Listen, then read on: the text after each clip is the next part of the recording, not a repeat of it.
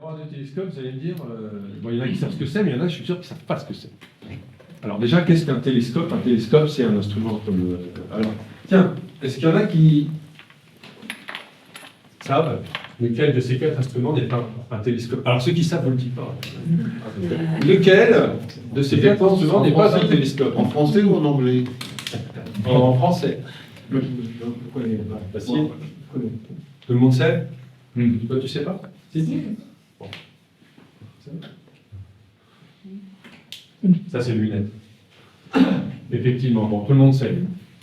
Les télescopes, ce sont des instruments qui sont équipés de miroirs, alors que les lunettes sont des instruments équipés de lentilles.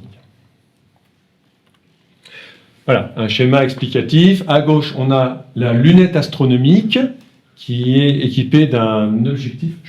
Un objectif qui va être donc constitué de lentilles qui vont collecter la lumière venant des étoiles pour la concentrer en un point qu'on appelle le foyer.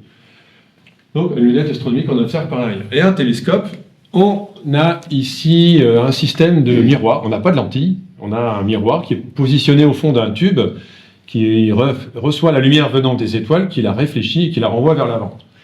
Et après, on a différents systèmes optiques qui permettent de récupérer la lumière sans avoir à mettre la tête devant le télescope, ce qui obstruerait complètement le faisceau optique. Donc là, par exemple, le télescope de type Newton, où on renvoie l'image sur le côté, ou là, le télescope de type casse-grain, Maksutov casse-grain, Schmidt casse-grain, enfin, tout ce qui est en casse-grain, on observe par l'arrière, parce qu'il y a un deuxième miroir ici qui renvoie l'image, le faisceau lumineux vers le fond.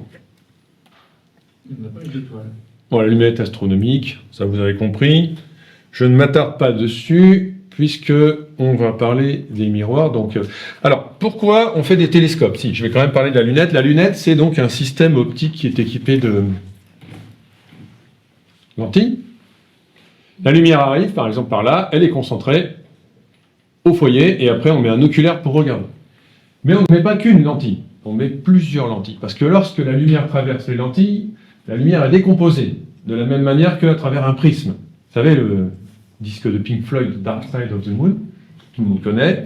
Eh bien, la lentille, en réalité, c'est une infinité de prismes. Hein, si on prend un petit bout de lentille, par exemple, on coupe le haut de la lentille, là où il y a les rayons, bah, ça fait la pochette du disque. Mais ce n'est pas un prisme, c'est la lentille. Donc, en fait, tout le long de la courbure, on a cette lumière qui est séparée en spectre. Donc, on a la lumière rouge qui n'est pas concentrée au même endroit que la lumière verte, qui n'est pas concentrée au même endroit que la lumière bleue. On appelle ça le chromatisme, ou chromatic aberration en anglais. Donc, pour compenser ça, on fait des objectifs à plusieurs lentilles. Donc, avec une lentille qui va disperser la lumière, les couleurs d'une certaine manière, et derrière une deuxième lentille qui va aller disperser la lumière de manière différente. Mais malgré tout, même si un objectif a plusieurs lentilles, eh bien, il reste toujours un résidu qu'on appelle d'aberration chromatique. C'est-à-dire que là, donc, par exemple, on va faire une photo d'une fleur, et si on agrandit fortement une zone très contrastée de la photo, eh bien, on va avoir un bord bleu qui n'existe pas physiquement sur la fleur, qui est une aberration colorée, une aberration chromatique qui vient du système de lentilles de l'objectif. Voilà ce que ça donne sur la planète Mars, par exemple. Voilà. C'est artistique. C'est artistique. Picasso. Alors, ce n'est pas pour ça qu'on a inventé le télescope, mais il se trouve qu'un jour, un certain Newton a inventé le télescope. Il n'a pas fait que ça. Hein. Il a inventé la gravitation universelle. Il a inventé la pomme aussi. Vous savez, c'est celle qui est tombée sur sa tête. Voilà. Donc là, d'ailleurs, il a mis ça la pomme. Et il a inventé le télescope de Newton qui porte son nom. Alors ça, c'est le premier télescope de Newton. Son diamètre est, je crois, de 1 il est gros comme ça. 25 mm. Quelque chose comme ça, ou 2 pouces, je ne me rappelle plus exactement. Enfin, c'est tout petit. Rien à voir avec les gros télescopes qu'on a sur le terrain. Et pourquoi je vous ai parlé de la lunette avec ses aberrations chromatiques? C'est parce que dans le télescope, la lumière ne traverse pas le verre. Donc il n'y a pas d'aberration chromatique. Donc ça présente quand même un avantage sérieux. Ça, c'est un télescope moderne. Voilà. De Newton, on est passé à ça en 300 ans, à peu près.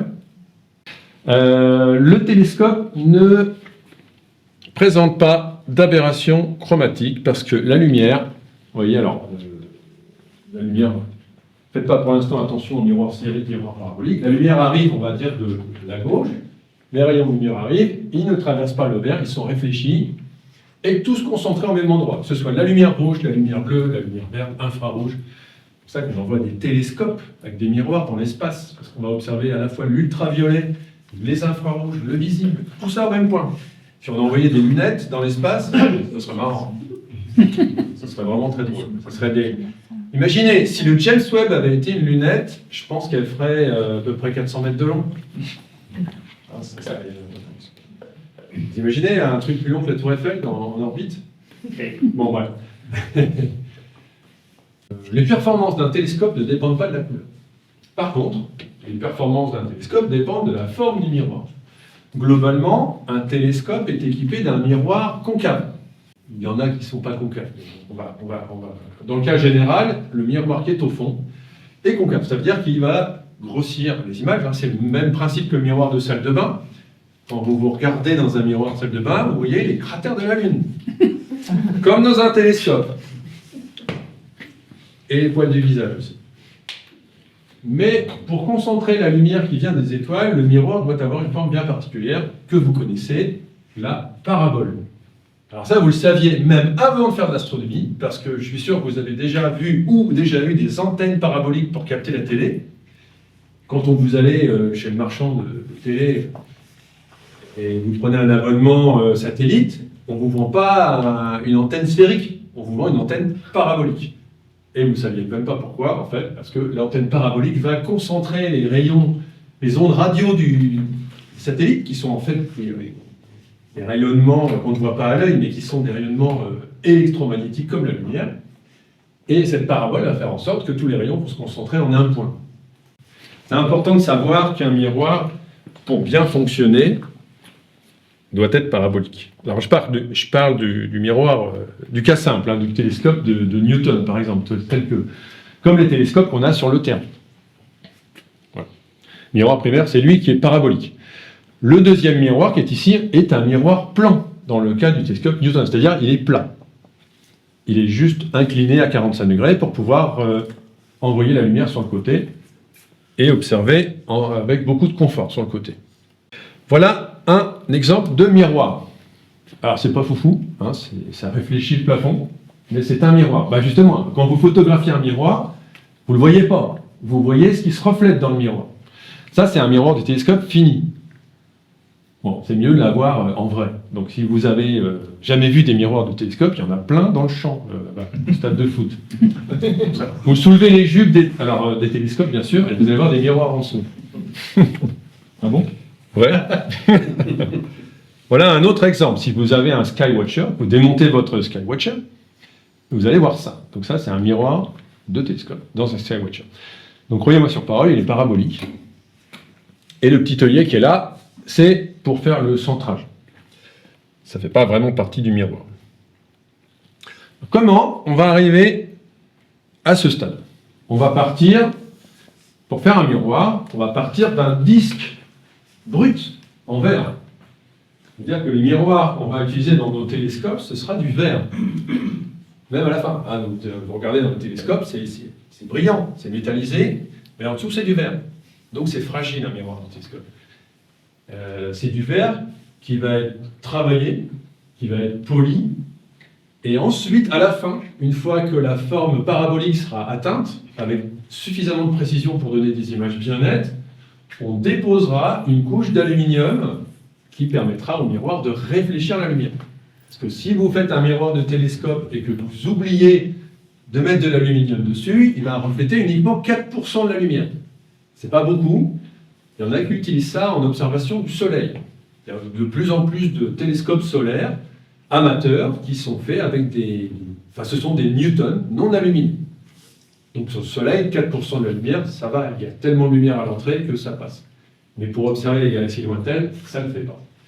Donc voilà par exemple un miroir, un futur miroir de télescope, c'est un bloc de Pyrex, celui-là. Il fait, de mémoire, il va faire dans les 500 mm de diamètre, donc c'est un exemple, voilà, large un petit peu moins large que la table. Eh bien, au départ, il est juste meulé, donc avec une forme cylindrique, et plat. sur le dessus et le dessous. Voilà, on ne prend quand même pas un bloc comme les sculpteurs, on achète un disque. Et à partir de ce disque, on va faire une œuvre d'art. Donc voilà une autre image d'un disque brut, tel qu'il se présente dans la boîte par exemple, quand on l'achète à une industrie qui vend du verre, tout simplement. Et pour la première étape va consister à ébaucher le miroir, c'est-à-dire qu'on va lui donner une courbure. Je vous ai dit qu'il était creux. La première étape, alors je n'ai pas de photos de machines qui vont montrer l'ébauchage, mais on va, par exemple, avoir ici derrière, il y a un outil qui sert à travailler le miroir au début. On peut faire des miroirs à la main, c'est possible, c'est même une activité qui est très courante dans certains clubs d'astronomie. Et pour faire un miroir de télescope à la main, on va avoir besoin de 2 disques. On va prendre le miroir, enfin le futur miroir, et un outil qui va être également en verre, et là notamment strié. On va donner des coups de scie diamantés dedans pour créer des stries qui vont permettre à l'eau et à l'abrasif de s'écouler. Donc pour faire un miroir de télescope, au départ, pour créer cette courbure, la méthode à la main, on met l'outil sur un poste, par exemple là, imaginez, vous avez l'outil, et vous mettez le miroir par-dessus, et de l'abrasif, donc de la poudre de carborundum. Le carborundum, c'est la pierre qui sert à affûter vos ciseaux, un truc noir là, qui gratte. Donc en poudre, vous frottez. Vous frottez l'un sur l'autre, et vous tournez, et vous faites ça pendant des heures, et au bout d'un moment, le centre du miroir va s'user, il va se creuser, tandis que le bord de l'outil va se bomber. Et vous allez créer une courbure. Et à force de faire ces mouvements, au bout de quelques heures, quelques dizaines d'heures, vous allez avoir une courbure qui va être relativement sphérique, qui est relativement au départ.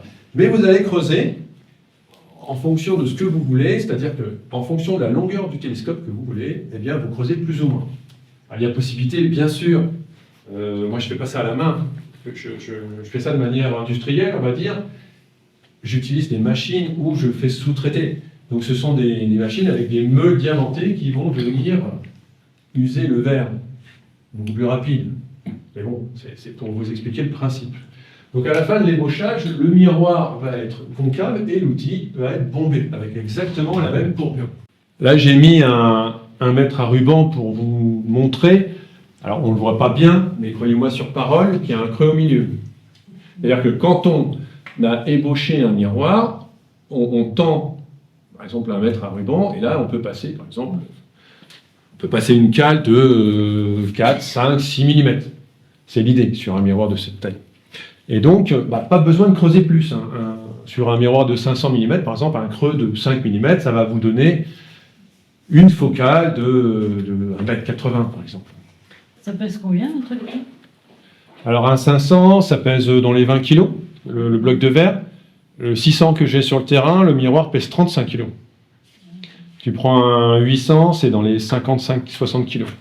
Tu prends un 1 mètre, c'est 150 à 200 kg. T'as muscu. Les gros, il faut des machines, faut des machines de levage. Mais sinon, jusqu'à 50 kg, ça se filme. Avec des ventouses, oui, notamment. Comment tu fais pour manipuler les gros? Tiens, regarde, ça c'était le... j'étais fou à l'époque, j'étais plus jeune. Ça, c'est un exemple de... Alors, une fois que le miroir...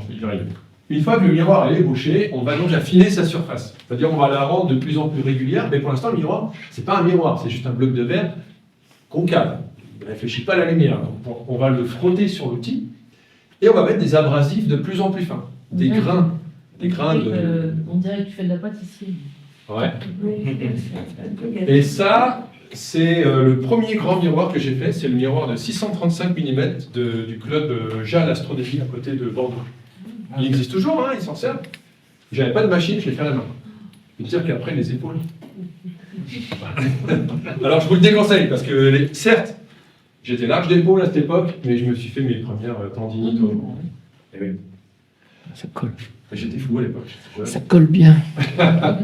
Donc le principe pour affiner la surface, on appelle ça le doucissage. Ça peut se faire à la main, ça peut se faire à la machine. On va frotter le miroir sur son outil. Quand l'abrasif va être usé, on passe un coup d'éponge, on en met de nouveau, et on fait ça. Et de temps en temps, on fait l'inverse, on met le miroir en bas, et on met l'outil au-dessus. Qu'on travaille à la main ou à la machine, c'est pareil. Hein. C'est juste que c'est la machine qui attrape les tendinites au lieu d'être... Et combien de temps t'as mis pour faire ça? Celui-là, à la main, j'ai dû mettre 3 mois. Ah, quand même. Tous les jours, le même... Ouais. Ça, c'est l'outil. On le nettoie, évidemment, à chaque fois, parce que dans les sillons s'accumulent des boues, ce qu'on appelle des boues, c'est-à-dire c'est l'abrasif réduit en poudre qui va couler, qui va remplir les sillons. Donc, il faut toujours bien nettoyer pour que ça évacue les abrasifs broyés. Un gros plan qui vous montre ce qui se passe. Enfin, il ne se passe pas grand-chose, mais c'est bien. C'est beau, j'aime bien. Moi, j'aime bien, je trouve ça beau. Enfin, après, j'étais jeune, j'avais les cheveux courts et pas de barbe à l'époque. Qu'est-ce que je suis en train de faire là? Je suis en train d'examiner la surface à la loupe. C'est-à-dire qu'à un moment, à force de doucir le miroir avec des abrasifs de plus en plus fins, eh bien, on a une surface de plus en plus fine, de plus en plus finement dépolie. C'est-à-dire que le dépoli, c'est comme une... vous savez ce que c'est qu'un dépoli, hein, c'est une surface qui n'est pas polie, mais qui est douce, qui n'est pas rayée. Hein. Et donc, à un moment donné, il faut quand même passer au polissage pour le rendre réfléchissant, ce miroir. Mais on ne peut pas passer n'importe quand au polissage. Donc, il y a un stade où on va contrôler avec une loupe puissante, par exemple une loupe 10 fois ou 20 fois, et une source de lumière, divers endroits du miroir, donc le centre, la zone intermédiaire et le bord pour vérifier le nombre de piqûres. C'est-à-dire que s'il y a plus du tout de piqûres, si toutes les piqûres ont la même forme, c'est-à-dire que les grains d'abrasif qui roulent entre le miroir et l'outil vont créer des petites piqûres dans le miroir. Ils font quelques dixièmes, quelques centièmes de millimètre. Si elles ont toutes la même taille, c'est que soit on passe à l'abrasif suivant, soit on passe au polissage quand c'est suffisamment fin. Mais si on a une surface avec des grosses piqûres au milieu d'un champ de petites piqûres, c'est que c'est pas bon. Il faut encore gratter pour enlever un petit peu d'épaisseur et finalement avoir une surface parfaitement régulière. Et après, on passe au polissage. Donc voilà, il y a un exemple de miroir, toujours de 500 mm sur une machine. Je vais vous montrer après l'outil de... Voilà, un exemple d'outil de polissage. Alors celui-là, il n'est pas beau, mais il marche très bien. Au polissage, on n'utilise plus du tout la même méthode. On n'utilise plus un outil avec des carrés de grès cérame, par exemple, comme avant, ou un outil en verre. On va utiliser un outil, celui-là est en plâtre, moulé, hein, toujours la forme inverse, c'est-à-dire convexe pour un miroir concave, et on va mettre des carrés de poix. Donc on polit avec de la poix. La poix, c'est de la résine de pin cuite. C'est ce qu'on lançait sur les assaillants au Moyen-Âge depuis les fortifications des châteaux forts. Je peux vous assurer que quand je m'en mets une goutte sur le doigt, ça fait mal. Alors quand ils se prenaient une casserole de poix sur la tête à l'époque, c'était mort. Mais... C'était des Anglais, on s'en fout. C'était des Anglais. Alors la poix, ça sert aussi à faire des torches. Par exemple, vous avez à l'époque, on n'avait pas d'électricité. Pour aller explorer les grottes, on mettait une espèce de chiffon avec de la poix. On faisait brûler ça et ça permettait d'avoir de la lumière pendant longtemps pour aller explorer les grottes. Je sais pas quoi. Et donc, ça polait les miroirs, figurez-vous. C'est génial ce truc. Alors pourquoi ça polait les miroirs? Alors celui-là, il est au tout début de polissage. Regardez, le reflet de la lampe est visible au bord du miroir, mais pas au centre. Au centre, il est encore dépoli. Donc on va appeler ça, il y a un terme technique pour appeler ça, on appelle ça du gris. Voilà. Tant que le miroir présente du gris, c'est qu'il est insuffisamment poli. Il n'est pas apte au service. Donc là, quel est le principe de polissage? La poix, toute seule, ne polit pas. Hein, c'est juste une matière qui est un peu molle. Plus on la chauffe, plus elle est molle. C'est un peu comme du carambar. C'est exactement ça. Sauf que c'est pas sucré et ça pue. Et ça, enfin bref, ça en met partout. J'en ai plein chez moi. Et ça a la particularité, lorsqu'on met une poudre à polir, en général ça va être une poudre de terre rare, ou par exemple de l'oxyde de cérium ou de l'oxyde de zirconium. Ou avant on utilisait du rouge à polir, qui était de l'oxyde de fer. Maintenant, on n'utilise plus de rouge à polir, parce que ça polissait à l'époque, dans les années 60, 70, 80, 90, ça polissait bien, et ça faisait plein de minuscules rayures. Maintenant, on a des produits beaucoup plus performants, l'oxyde de cérium raffiné, qu'on appelle l'opavine, qui est quand même 100 fois mieux que le rouge à polir.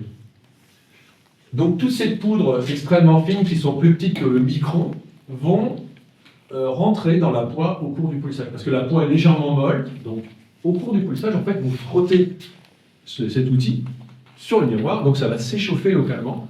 Donc localement, sur une couche peut-être d'1 centième ou 2 centièmes de millimètre, la poix va fondre juste avec les frottements.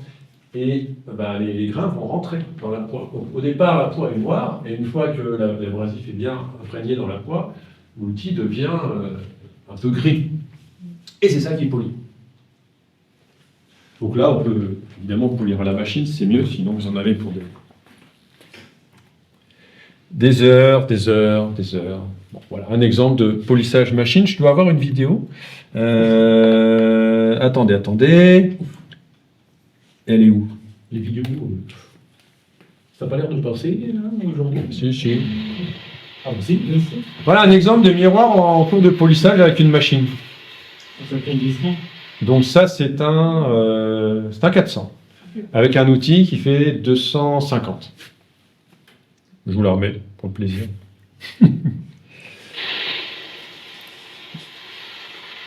Donc ça, la machine, par exemple, peut travailler 8 heures d'affilée. Et en 8 heures, elle va polir une certaine zone du miroir plutôt qu'une autre, et suivant ce qu'on a à lui demander. Ça peut se faire à la main, je vais vous montrer. Regardez.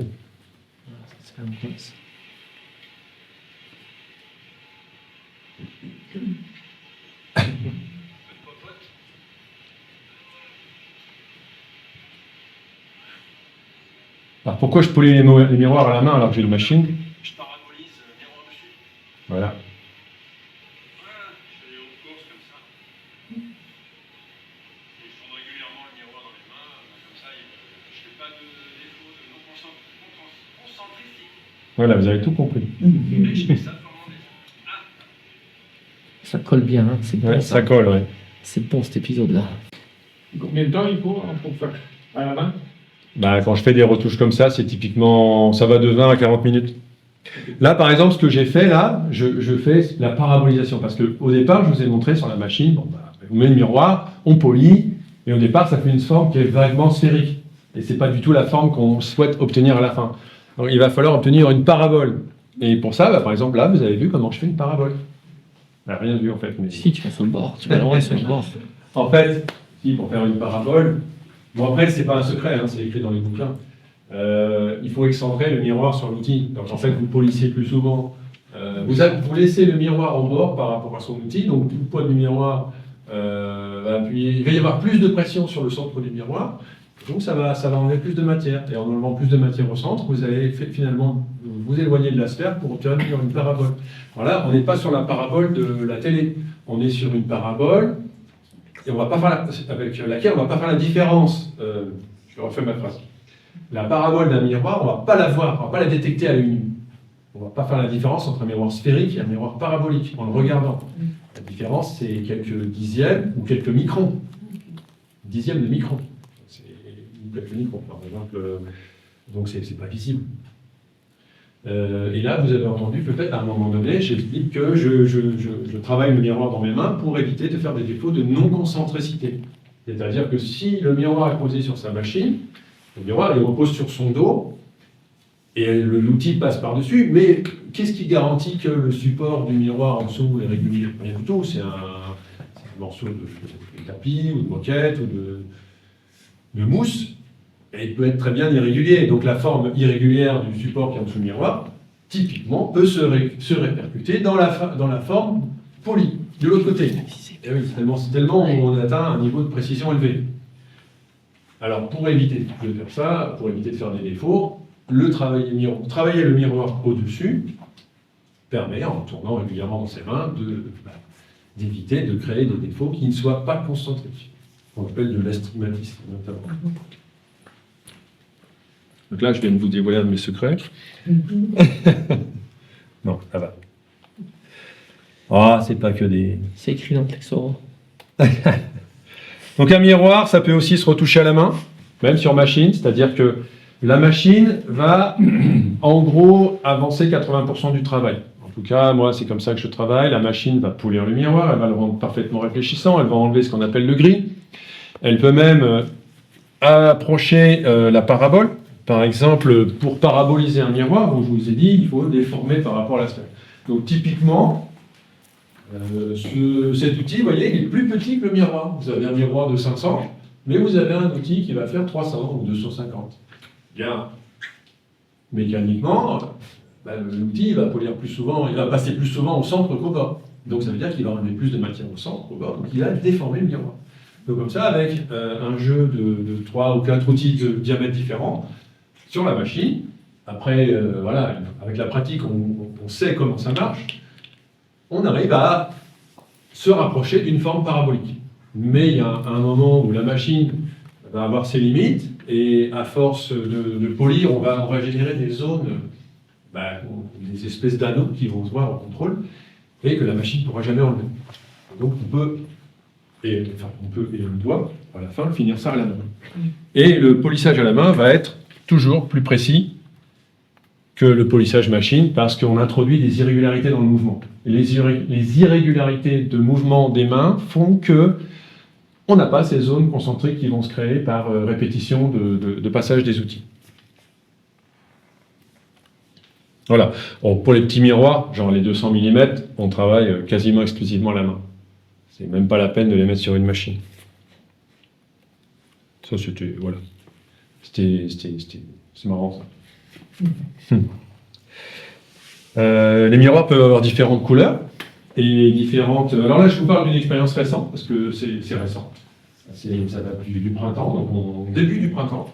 J'ai eu 2 miroirs de 400 à faire. Donc là, vous avez un astrocytal, donc moitié verre, moitié céramique. Donc c'est exactement la même matière que vous avez sur vos cuisinières vitrocérame. Donc c'est un verre que vous pouvez chauffer ou mettre dans le congélateur, il éclatera pas. Il ne va pas se dilater. Donc pour les miroirs, c'est très pratique parce que vous pouvez le prendre dans les mains, vous pouvez le sortir par 40 degrés, vous pouvez n'importe quoi. Il aura toujours la même forme. Il ne va jamais se dilater, il ne va jamais changer de forme. La forme qu'on lui donne au polissage restera tout le temps valable, quelle que soit la température. Et à côté, vous avez un miroir chinois. Bon, c'est un vrai cerf, c'est un expert scientifique de 400, ils en ont chez Brescia, mais ils ne leur disent pas que c'est du caca. Oui, ils le savent. C'est du verre chinois, c'est du K9. Du K9, c'est ce qu'on appelle du BK7 chinois. Le BK7, peut-être vous connaissez, c'est le verre à lentilles. C'est le verre blanc qui sert à faire les lentilles, c'est tout bête. Mais le BK7, c'est un nom qui est... c'est une fabrication de l'entreprise Schott. Schott, c'est une boîte allemande qui fait du verre. C'est eux qui ont coulé notamment les miroirs du VNT, en zéro dur. Et les Chinois ont fait une copie. Comme tout, ils l'ont appelé le K9. Sauf que le K9, c'est pas du BK7, c'est pire, c'est du caramel. Ou de la crème fraîche. Enfin, je sais pas ce que c'est, mais c'est pas bon. Pour lire ça, c'était une horreur. Donc, ne retouchez jamais au polissage un miroir chinois. Conseil d'amis. Ah ouais? Ah, j'ai passé des heures. C'est tellement tendre que quand vous polissez, ça raille. Parce que les carrés de poids qui servent à polir s'enfoncent dans la surface et créent des stries. Oh, putain. Il a fallu... Et un miroir que je devais polir en 2 semaines, il m'a fallu 2 mois. Il a fallu 1 mois et demi pour trouver d'où venaient les rayures et comment les éliminer. De plus, il se dilate tellement que vous posez les mains pour le transporter 30 secondes. Il n'y a plus la forme. Vous le regardez avec le... Ouais, il n'y a plus la forme. Vous le regardez avec l'instrument de contrôle, vous avez la trace de vos mains qui rayonne, qui se dilate. Ouais. Et en plus, il est plein d'arsenic. Donc, c'est pas très écologique. Qu'est-ce que c'est que ce truc? C'est du K9. C'est du chinois. Tu en verras au stand Bresser, là-bas, ils ont un expert scientifique. Il y a un stand Je te déconseille de lécher, il y a du arsenic dedans. J'ai pas pour habitude de lécher les miroirs. Non, mais... Je préfère les lunettes. Chez Orion, c'est pareil, non? Ah, chez Orion, pas forcément, non. Alors, tout ça, c'est bien gentil, vous savez globalement comment on lit un miroir, mais après, il va falloir le contrôler. Alors, quand on fait des miroirs, le moyen le moins cher et le plus, on va dire, efficace, et le plus rapide quand on est amateur, ou professionnels comme moi, c'est le test de Foucault. Le test de Foucault, il suffit d'avoir un appareil comme ça, vous avez une fente lumineuse, hein, à droite par exemple, ici, et vous avez, là on voit pas bien, mais on a un couteau. La montre. Le principe est très simple. Vous avez un miroir que vous mettez là, par exemple, sur un support. Le miroir, il est taillé avec une certaine courbure. C'est-à-dire que cette courbure, elle épouse en gros d'une grande sphère. Vous vous mettez au centre de cette sphère. Par exemple, je fais un miroir qui va avoir 4 mètres de rayon de courbure. Donc je mets mon miroir là, et moi je me mets à 4 mètres. Et donc j'éclaire avec cette fente, je mets cette fente lumineuse à 4 mètres du miroir. Et je vais regarder le reflet. Je vais regarder ce qui revient. Et ce qui revient, je vais couper le faisceau de lumière avec un couteau en métal. On appelle un couteau de Foucault. Donc c'est Léon Foucault qui a inventé cette méthode. Et ça permet d'agrandir, en gros, 1 million de fois les défauts du miroir. Sans avoir besoin de matériel supplémentaire qui vaut très cher. Avec simplement une fente lumineuse et un couteau, enfin une lame de rasoir ou quelque chose. Donc là, il y a une fente, un couteau qui est là-dedans, et ici, il y a un petit miroir blanc qui renvoie l'image sur le côté. Je vais vous montrer ce qu'on observe à travers. On observe... D'abord, je crois que j'ai une photo, voilà. Voilà. Quand ça, c'est quand il fonctionne, il y a ma fibre optique, enfin c'est joli. Voilà, on observe ça. Ça, c'est un miroir parabolique vu à travers un test de Foucault. Si le miroir était sphérique, on n'aurait pas du tout ça, on aurait quelque chose d'uniformément lumineux et point. Là, un miroir parabolique, on a creusé plus au centre que le bord, par exemple, donc on ne va pas avoir le même rayon de courbure au centre que le bord. Alors, je ne vais pas vous faire un cours d'optique, on pourra en discuter plus tard si vous voulez, mais cette forme-là, cette espèce de donut là, que vous observez, matérialise la déformation de la parabole par rapport à la sphère. Donc comme ça, là, en l'état, ça ne donne aucune information sur la forme du miroir. Ça vous donne juste une information sur la douceur et la régularité du poli. Donc là, vous voyez, c'est joli, c'est pas mal. Hein. Et pour savoir si la parabole est bonne, eh bien, il faut faire des mesures. Mais là, on pourra en discuter plus tard si ça vous intéresse. Donc ça, c'est aussi un autre exemple. Bon, pour ceux qui connaissent, ça s'appelle du super poli. C'est-à-dire que c'est bien. Ça, c'est un 600, par exemple, pour ceux qui connaissent. C'est un 600 ouvert à 3. Voilà, c'est doux, c'est régulier, il n'y a pas de... 600 ouvert à 3, il est doux, il est pas mal. Ouais, c'est propre, il n'y a pas d'astigmatisme. Donc, pour mesurer un miroir, la méthode la plus simple, hein, c'est d'utiliser ce qu'on appelle un écran de Couder. C'est André Couder qui a trouvé ce système. Donc là, tout simplement, c'est un écran avec des multiples fenêtres un peu incurvées, découpées dans un carton rigide. Et vous mettez ça devant le miroir. Alors, pas n'importe comment, évidemment. Vous avez, donc, ça se calcule, tout ça. Là, par exemple, il y a 9 zones sur ce miroir. Donc, 1, 2, 3, 4, 5, 6, 7, 8, 9. Voilà, c'est ça. 9 zones sur le miroir, plus un trou, enfin, un cache au centre. Parce que de toute façon, le télescope, quand il va être utilisé sur le ciel, il va avoir un miroir secondaire. Donc, le centre, par principe, je ne le contrôle jamais. Ça ne sert à rien de s'embêter à avoir un centre parfaitement poli, parfaitement régulier, s'il est caché par un miroir secondaire. Ça n'interviendra pas dans la qualité de l'image finale. Donc quand on met cet écran, vous voyez, au départ, près du centre, vous avez des zones qui sont plus larges qu'au bord. C'est pas fait au hasard, en fait, ça suit une fonction parabolique. C'est-à-dire que je vais essayer de faire son formule. Une parabole, c'est x au carré. C'est-à-dire que plus vous vous éloignez du centre, et plus vous... Enfin, moi, pour monter de la même valeur, vous avez besoin de moins vous déplacer. Et ce qu'on va faire, c'est qu'on va regarder... Voilà, je suis où? Je suis sur la zone de... Bon, ça se voit pas. Quand vous mettez l'écran devant ces miroirs en forme de donut, eh bien, vous avez des fenêtres qui vont être très éclairées, des fenêtres qui vont être complètement noires. L'inverse, par exemple, celle-là est éclairée, mais sa symétrique va être noire. Celle-là est éclairée, mais sa symétrique est noire. Mais vous avez des zones qui sont grises ici et grises ici. Ça ne se voit pas bien. C'est ça qu'il faut chercher à voir. C'est-à-dire que quand vous avez une zone, à droite et à gauche, la même, donc là c'est la numéro 2. 1, 2, 3, 4, 5, c'est simple. Hein. Quand la numéro 2, par exemple, est aussi grise à droite qu'à gauche, c'est que vous êtes au centre de courbure de la zone numéro 2. vous vous notez, vous avez un petit vernier, et après vous faites ça avec la 1, avec la 3, jusqu'à la 9. Et donc vous aurez une série de mesures, c'est-à-dire qu'à 4 mètres de votre miroir, vous mesurez, par exemple, 1 mm, enfin on va dire à 0 ici, après vous aurez 1 mm, plus loin, vous aurez 2 mm, 3, 4, 5, et à la fin vous êtes à 9. C'est-à-dire que la déformation que vous allez engendrer sur votre miroir va faire que vous allez déplacer votre appareil de Foucault, par exemple, de 9, 10, 15 mm, ça va dépendre. Donc c'est quand même pas négligeable. Et en mesurant ça, en rentrant ça dans un petit programme qui calcule ça, vous avez après la forme de votre optique.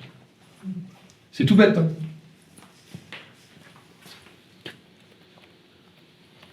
Voilà. Typiquement, voilà ce que ça donne. Alors, ça va pas forcément vous parler. Effectivement. Donc ça, c'est voilà. C'est le miroir de 600 de couleur A3 de Yuan. Voilà, donc vous voyez, mesure 54, mesure 55, ça a quand même pris du temps. Et vous avez, alors là, je fais toujours des mesures sur 2 axes perpendiculaires, parce que mon miroir, il est certes de révolution, mais est-ce qu'il est de révolution au nanomètre près?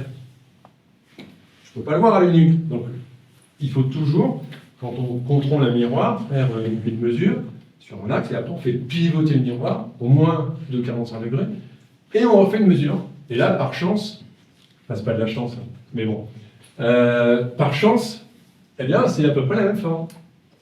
Les valeurs qui sont ici, ce sont des nanomètres. Donc, avec cet appareil de Foucault, qui est relativement simple, on arrive, avec la pratique, évidemment, et de la précision, à mesurer des bosses et des creux. Donc, par exemple, là, il y a une bosse de 28 nanomètres, ici, sur un axe, alors qu'elle fait 22 nanomètres sur l'autre. Donc après, on compare à la longueur d'onde de la lumière, 500, enfin là je ne sais plus si c'est 500 ou 550, enfin on compare à la longueur d'onde de la lumière jaune, ça doit être 550, on divise, c'est sur l'onde, enfin comment on dire. Ça, c'est la hauteur de la bosse en nanomètres, sur le verre, sur le miroir, 28 nanomètres. Et comme on observe, c'est un miroir, donc on observe le reflet. Ça veut dire que dans un reflet, s'il y a un défaut, la lumière est déviée du double. C'est-à-dire que quand on dit on a un miroir lambda sur 4, par exemple, sur l'onde, ça veut dire que ça veut dire que le défaut sur l'onde, c'est 2 fois le défaut sur le verre. C'est comme s'il y avait 56, ouais, c'est ça, c'est comme s'il y avait 56 nanomètres de défaut sur l'onde pour une longueur d'onde de 550 nanomètres. Ça nous fait un lambda 9,89. Ça colle. Donc là, on a un miroir, typiquement, un lambda sur 10 sur un axe et un lambda sur 12,5 sur un autre axe. Donc ça, c'est un miroir destiné à la photographie du ciel profond, qui est largement tombé. Mais c'est compliqué d'en arriver là. Oui, parce que toi, tu as les tolérances, j'imagine, et là tu as 30 de tolérance, c'est ça? Oui. Alors, tout dépend du miroir qu'on fait. Si c'est un miroir pour l'observation planétaire, celui-là, il aurait été limite. Ouais. Ouais. Mais pour faire du ciel profond avec une caméra qui va faire du grand champ, ça va. Là, on a lambda sur 10, c'est largement suffisant. On a à gauche LF sur ρ, 1,33 et 1,69. En gros, c'est la distance maximale à laquelle les rayons lumineux vont s'éloigner de la tâche de diffraction. Donc, mais on a un rapport de Strel qui est très bon en même temps. Le rapport de Strel, c'est le pourcentage de lumière qui rentre dans la tâche de diffraction. Bon, on n'est pas mauvais quand même. C'est un bon miroir. C'est un bon miroir, mais il ne serait pas suffisant pour faire du planétaire. Bon, on a après d'autres tests. On a bon, ça je n'utilise plus, mais je le montre. C'est le test du fil. On a toujours cette fente lumineuse, mais on ne va pas couper le faisceau de retour avec un couteau. On va couper le faisceau de retour avec un cheveu. Là, vous tendez un cheveu et vous faites coïncider le cheveu avec l'image de retour de la fente. Et quand vous passez le cheveu au milieu, vous avez cette forme. Et en orientant donc la fente et le cheveu dans le même sens, à 45 degrés et à 90 degrés, vous faites apparaître, s'il y en a, des défauts. Là, il n'y en a pas. C'est ce qu'on appelle l'astigmatisme, c'est-à-dire le pliure du miroir. Quand il y a un défaut d'astigmatisme, on n'a pas ça, on a une espèce de spirale comme les galaxies. Donc, en fait, vous observez, un mauvais miroir vous montre des galaxies en labo. Mais pas ceci. Ouais. Là, non, voilà. Et je pense qu'on n'est pas loin de la fin. Ah oui, ben, il y a le Star Test aussi. Voilà, vous voyez, c'est-à-dire que je mets, je me mets en labo au centre de couleur de mon miroir. Je mets une source lumineuse avec un tout petit trou, qui fait 9 microns. Et avec une caméra, je mets une Barlow 5 fois et je grossis l'image. Quand c'est comme ça, c'est que ça va. C'est pas tout à fait une tâche de diffraction, puisque on n'est pas en train de regarder une étoile sur le ciel, on est en train de regarder depuis le centre de courbure un point. Donc le miroir parabolique est fait pour focaliser les images d'une étoile située à l'infini, mais là on regarde un point lumineux, une étoile qui est à 4 mètres par exemple, ou à 6 mètres. Donc forcément là on a ce qu'on appelle de l'aberration de sphéricité. Mais le Star Test, c'est pas fait pour mesurer l'aberration de sphéricité, c'est fait pour regarder si l'étoile est ronde. Donc là, par exemple, à différentes positions, c'est-à-dire différents éloignements du miroir, eh ben, l'étoile, la tache reste parfaitement circulaire. Ça veut dire que le miroir est parfaitement de révolution. En tout cas, à l'échelle de la photo, on ne constate pas d'irrégularité, donc pas d'astigmatisme. L'astigmatisme, quand vous en avez sur un miroir et que vous regardez une étoile, vous avez des étoiles en forme de croix. Si vous défocalisez dans un sens, vous avez une étoile qui fait un ovale, et dans l'autre sens, un ovale dans l'autre sens. Ça, en général, c'est pas bon. C'est pas bon. Ça fâche. On fait quoi, non? Bah, tu le jettes. Je vous jette. Ouais, c'est j'allais le faire. Ou tu le fais repolir. Alors, il existe d'autres tests, et je vais terminer avec ça. Des tests un peu plus professionnels. J'ai un labo, voilà, j'utilise du matériel professionnel. J'ai un analyseur de front d'angle de chaque Hartmann. Qu'est-ce que c'est que ce truc? Eh ben, c'est ça, c'est la petite boîte qui est accrochée au Célestron 11. C'est un appareil professionnel qui sert notamment pour l'optique adaptative. Donc ça, c'est un appareil qui va analyser le front d'onde, c'est-à-dire la forme, tous les défauts qu'il y a. Alors ça peut être le miroir, ça peut être un ensemble de télescopes avec la lame de fermeture, le miroir primaire, le miroir secondaire, et ça va faire une cartographie de tous les défauts. Et ça, en optique adaptative, c'est utilisé dans les télescopes pour matérialiser la forme de la turbulence. Et derrière, si vous avez un ordinateur qui commande un autre petit miroir qui se déforme, eh bien, vous pouvez compenser complètement la turbulence. Un jour, on aura des miroirs qui vont compenser les défauts. Ça arrivera. Bon, ça, c'est pas des moyens qui sont à la portée des amateurs, puisque ça coûte quelques dizaines de milliers d'euros. Mais ça marche bien, ça vous permet de faire ce genre de choses. Voilà, typiquement un télescope, ou un Mjolnir 250. Là, c'est marqué, je suis désolé. C'est pas top. Mais c'est juge de paix. Hein. Voilà, donc, vous avez en haut la cartographie, donc vous avez le défaut de... Si le miroir était parfait, on aurait une couleur absolument uniforme. Il y en a qui souffle là. C'est pas bon. Hein. En Takahashi, Bah ouais. Là, ils sont pas Il y en a des pas bons, moi c'est comme tout. Ils sont pas bien. Donc voilà, là en fait vous avez un défaut de l'aberration de sphéricité. ça fâche. Vous avez un défaut peak to valley de 367 nanomètres pour une longueur d'onde qui est de 600 quelque chose. Donc vous avez un miroir à moitié rouge.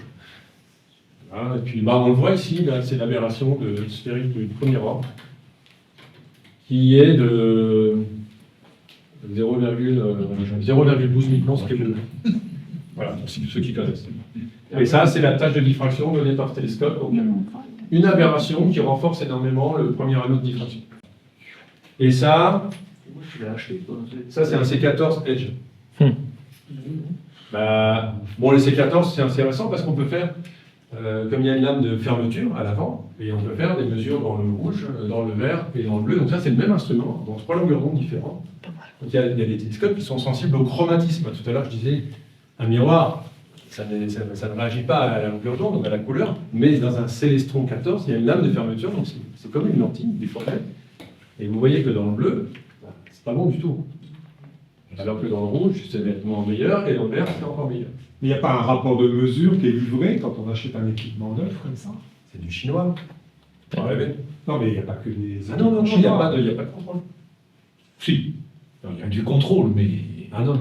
Non, quand on achète un Célestron 14, par exemple, ou un... Non. Il y a des moyens de s'en faire sélectionner des très bons, si on connaît les vendeurs. C'est comme ça que ça marche. Ouais, d'accord. Il n'y a pas de retour à avoir. S'il est vraiment pas bon, il faut le retourner. Mais comment quelqu'un qui ne connaît pas l'optique peut retourner un télescope en disant c'est pas bon?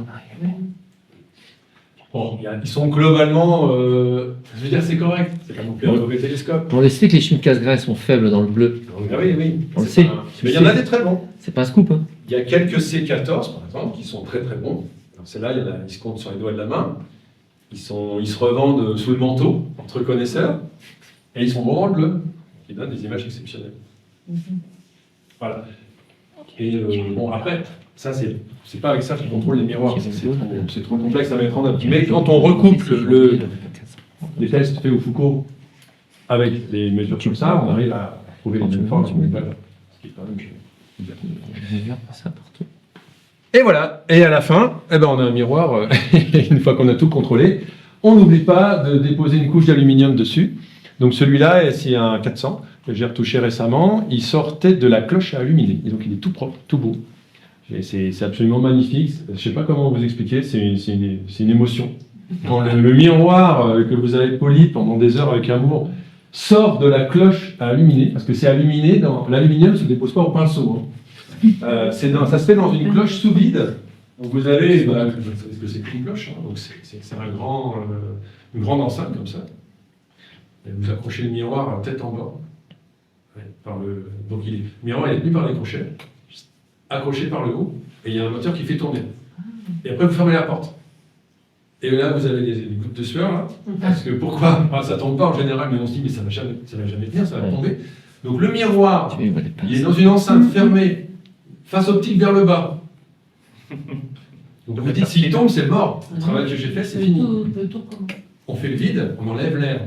Et en dessous, évidemment, on a pris soin de mettre des petites tiges d'aluminium ultra pures, avec l'eau de produit, qu'on évapore, qu'on fait chauffer à 1000 degrés, sous vide, donc ça ne brûle pas, ça s'évapore et ça se dépose sur le miroir qui est en haut. Donc on le fait tourner suffisamment vite, on évapore pas trop vite, et ça se répartit de manière Mais en uniforme. fait, il flotte, quoi. Ah non, je peux pas. Quand il tourne, il faut l'autre. Alors, l'aluminium chauffé à 1000 degrés s'évapore, et comme le miroir, lui, est à 20 degrés, ça se solidifie instantanément au contact. Donc, l'aluminure que vous avez sur vos miroirs est à peine un dixième de micron d'épaisseur. Et elle est protégée par une couche de silice, qui est en fait du verre.